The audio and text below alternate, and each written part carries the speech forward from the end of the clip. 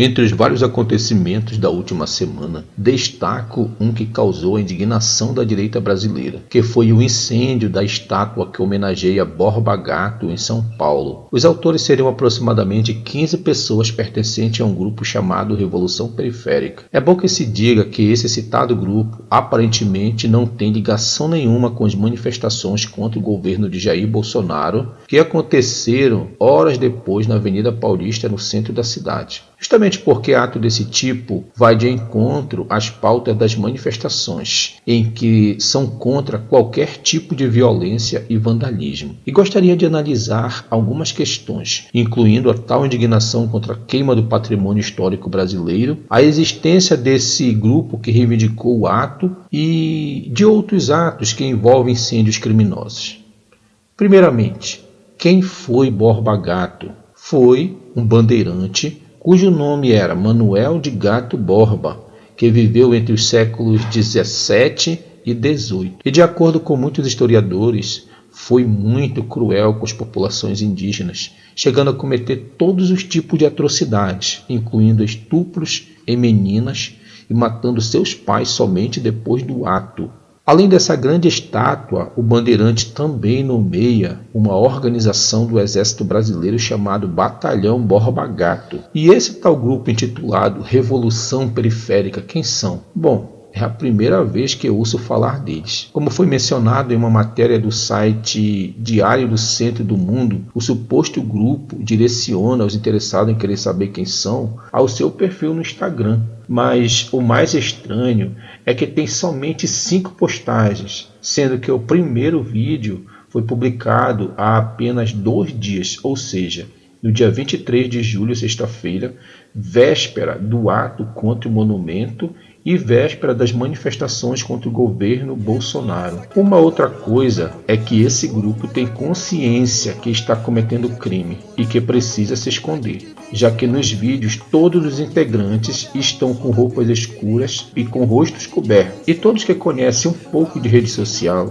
sabem que um perfil no Instagram é o ideal para quem quer ter sua verdadeira identidade ocultada, justo que não encontrei nada em outras redes sociais sobre eles. Por outro lado, vamos enfatizar as indignações por parte de setores da direita e bolsonaristas e salientamos que atos que envolvem incêndios não fazem parte da pauta de esquerda e estão muito mais ligados a vandalismo de direita no Brasil ultimamente. E não vimos nenhuma indignação. Se não acreditam, vejamos. Em maio deste ano, garimpeiros atacam e incendeiam aldeias de liderança em Munduruku contrárias ao garimpo no Tapajós. Dia 16 de maio, garimpeiros em vários barcos metem fogo contra mulheres e crianças e Yanomami e depois recebem a Polícia Federal a tiros. Na última semana saiu um áudio em que um tenente do Exército, que é coordenador da FUNAI, fala em meter fogo em índios isolados no Amazonas. Estão lembrados do Dia do Fogo? Dia do Fogo na Amazônia, em que fazendeiros cometeram esses crimes. E os incêndios no Pantanal, também causados por fazendeiros criminosos para aumentar as fronteiras do agronegócio. Dia 9 deste mês, morreu uma mulher trans que teve 40% do corpo queimado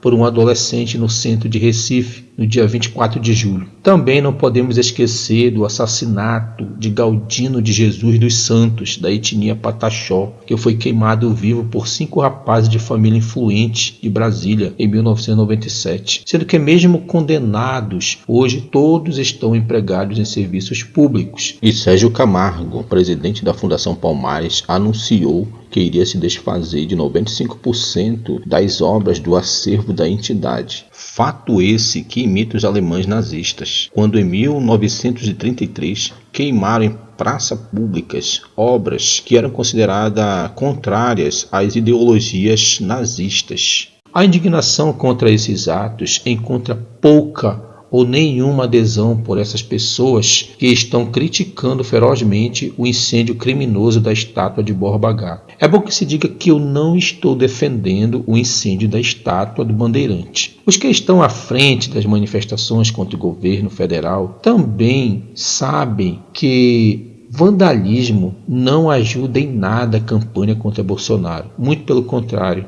deixaria em pé de igualdade contra a violência e daria margem para que o governo acionasse medidas enérgicas contra as manifestações. Eu não acredito que tenha alguma complacência de ninguém que esteja à frente da organização dos atos contra o Bolsonaro. Os atos são por justiça e cumprimento da Constituição Federal de 1988. Portanto, qualquer mudança tem que vir através da lei, nunca da violência. E as manifestações têm caráter bem definido: enfraquecimento de Bolsonaro e impeachment. Há sim um movimento que questiona homenagens a pessoas que cometeram atrocidades contra povos indígenas, negros e outras minorias. E muitas manifestações na Europa e em outras partes da América Latina derrubam e ateiam fogo em monumentos dessas personagens. Mas eu digo que a nossa luta da esquerda aqui no Brasil é diferente, porque lutamos contra um governo que é a raiz de todos os males, ou seja, a esquerda não usa esse modo operandi porque sabe que não devemos gastar tanta energia lutando contra a consequência,